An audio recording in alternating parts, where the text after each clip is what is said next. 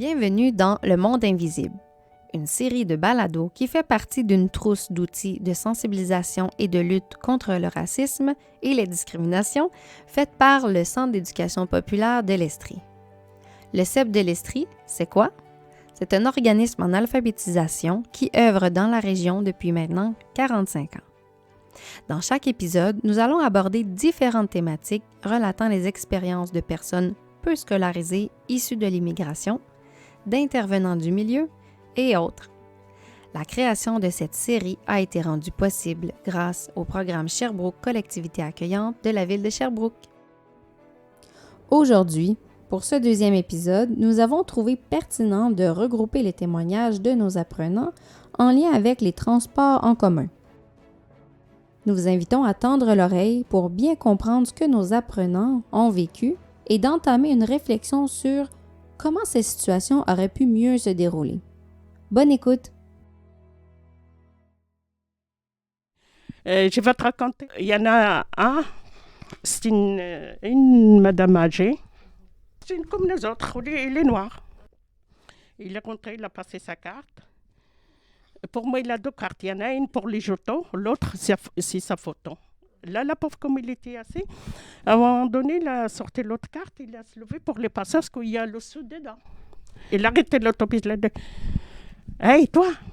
J'ai dit « Moi ?» Il m'a dit « Non, l'autre !» Là, il est venu, il a dit « C'est quoi ça ?» Sors-moi, il commence à crier après. Là, pourquoi tu fais ça?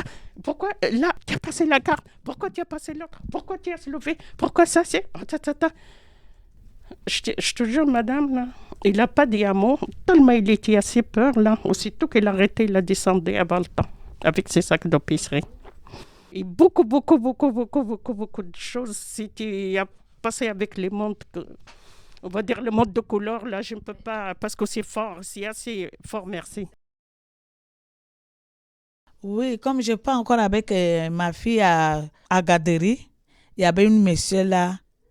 Le monsieur là, vraiment très gentil. Comme il va loin, il s'arrête.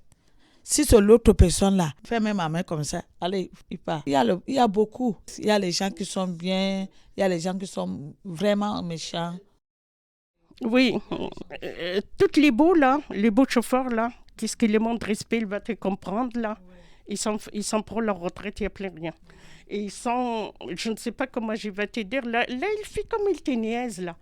Il te regarde comme ça, il part. Et voyons donc. Il y a aussi une monsieur noire là, mais elle est très gentille. Hein. Maintenant, je la vois plus, c'est comme il travaille ailleurs, je ne sais pas. Dans mon pays, je prends l'autobus, la personne ici le pousse. Ici, c'est très bon. Oui, pour moi, c'est très bon. Pour notre personne, moi, je ne sais pas. Parce que dans mon pays, je prends l'autobus, c'est trop difficile. Ici, c'est facile. Pourquoi je vois beaucoup les affaires, je prends l'autobus souvent, tu sais, moi, je n'ai pas de voiture. Je vois les affaires, je te dis, là, c'est changé terriblement contre les immigrants. Tous les chauffeurs que j'ai connus depuis des années sont tous pour leur retraite. Il y a beaucoup de chauffeurs nouveaux.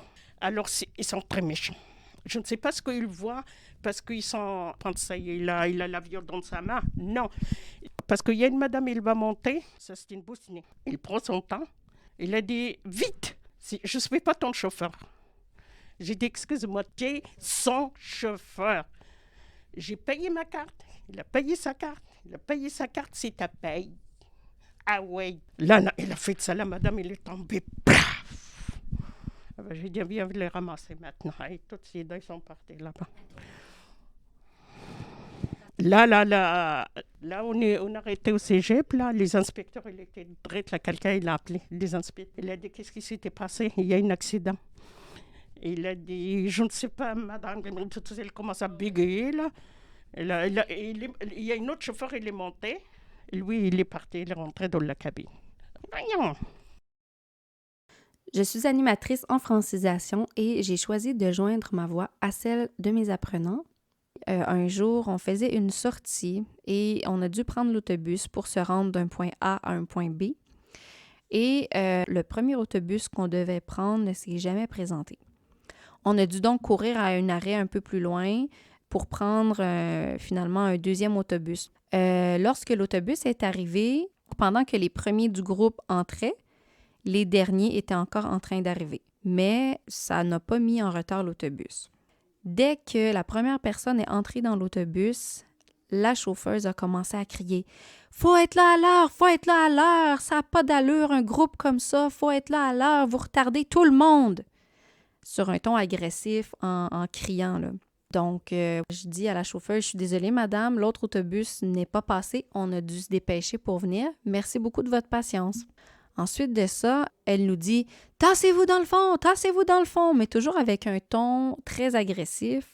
Mes étudiants qui sont encore en apprentissage du français ne comprenaient pas tout à fait bien. Donc, moi, je me lève et je leur fais signe, j'utilise mes mains, je leur fais des gestes pour que tout le monde comprenne.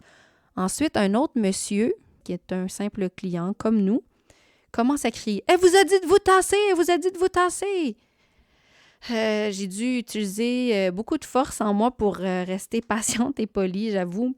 Et j'ai dit, le problème, c'est pas qu'ils n'entendent pas, c'est parce qu'ils comprennent pas bien les mots que vous utilisez. Pas besoin de crier. Le monsieur s'est fâché, il dit « Je les ai jamais insultés, je les ai jamais insultés. » Là, la chauffeuse continuait « Tassez-vous, tassez-vous! » C'était une très mauvaise expérience. Et jusqu'à aujourd'hui, je sais pas pourquoi j'ai pas porté plainte. J'ai vu dans les autobus, si on peut descendre les personnes, on n'a pas les choisir des peaux, si tu es blanc ou tu es noir. Parfois, c'est dépend des chauffeurs d'autobus. Il y a un chauffeur est gentil, il y a notre chauffeur n'est pas gentil. Nous vous ramenons donc à la question initiale. Comment ces situations auraient-elles pu mieux se dérouler? À quoi peut-on réfléchir afin de rendre les déplacements en transport en commun agréables pour tous? Merci d'avoir été à l'écoute et à très bientôt pour un prochain épisode de la série Le Monde invisible.